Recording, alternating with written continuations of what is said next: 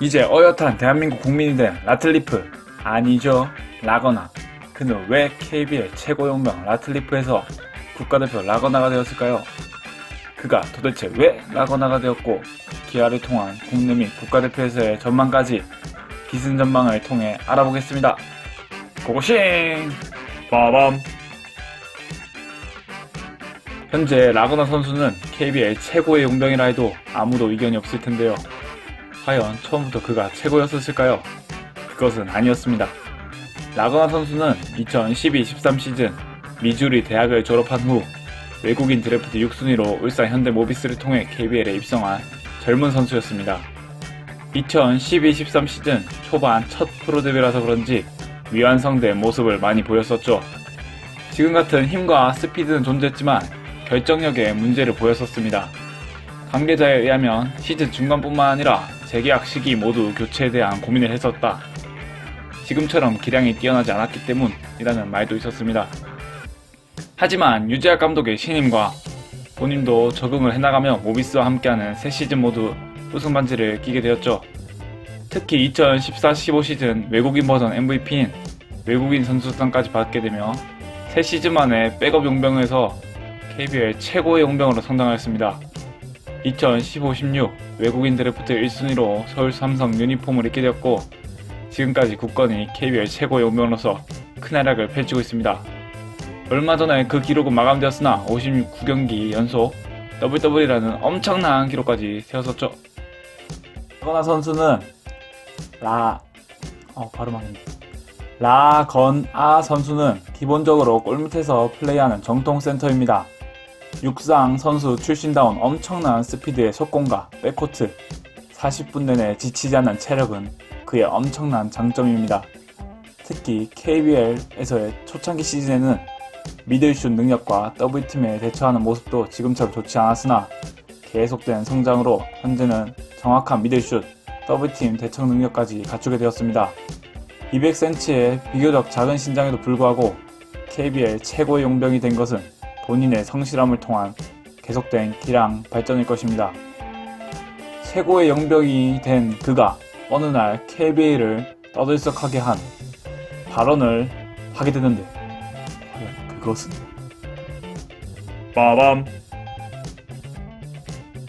2017년 1월 1일 전주 KCC와의 경기 이후 공식 인터뷰에서 새해 소망에 대한 질문에 passport, 여권이라는 답을 하였습니다.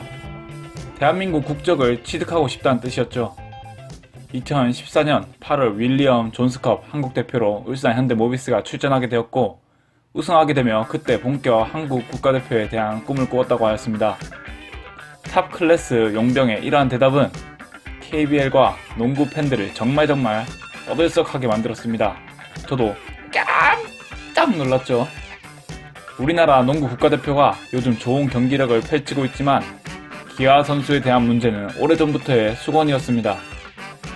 일본, 대만, 필리핀 등 웬만한 아시아 팀들이 기아 선수를 모두 갖추고 있기에 갈수록 우리나라의 농구 경쟁력이 밀리고 있었기 때문입니다.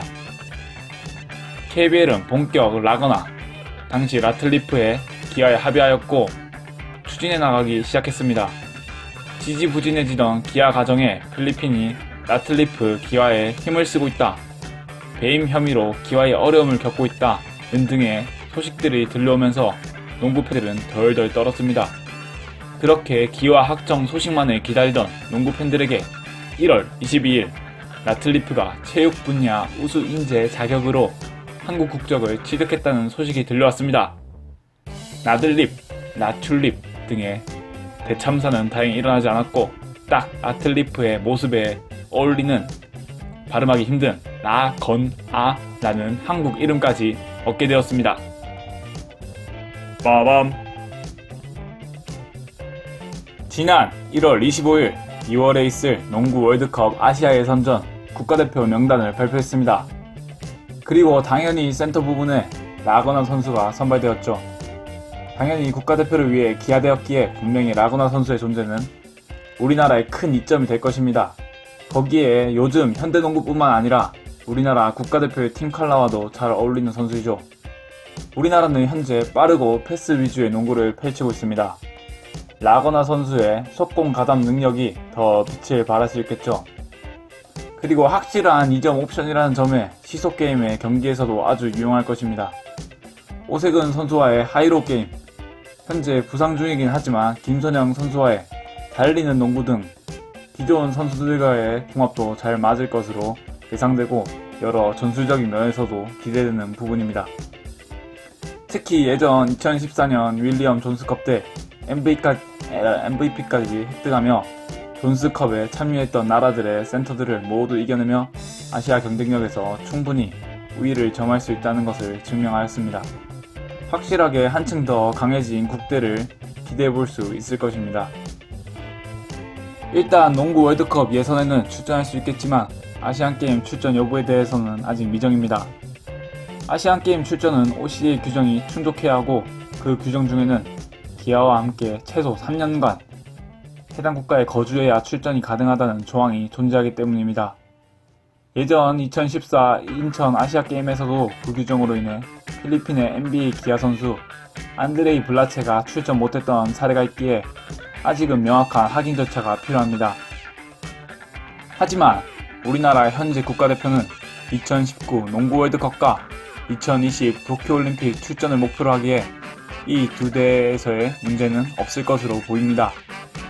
라거나 선수는 기아 이후 6시즌 동안은 일단 용병으로 분류될 것입니다. 당연하겠지만 밸런스 조정을 위해서는 어쩔 수 없겠죠. 유니폼 라거나 마킹도 일단 이번 시즌은 라틀리프로 계속 뛸 것이라고 예상되고 있습니다. 하루빨리 라거나 마킹된 유니폼을 보고 싶네요. 이제 대한민국의 국민이 된 라거나 선수, KBL의 최고 용병이 아닌 국가대표 최고 센터로서의 활약이 정말 기대됩니다. 지금까지 저의 농구 전망 재밌게 보셨다면 좋아요와 구독 버튼 살짝 눌러주시면 정말 감사하겠습니다. 그럼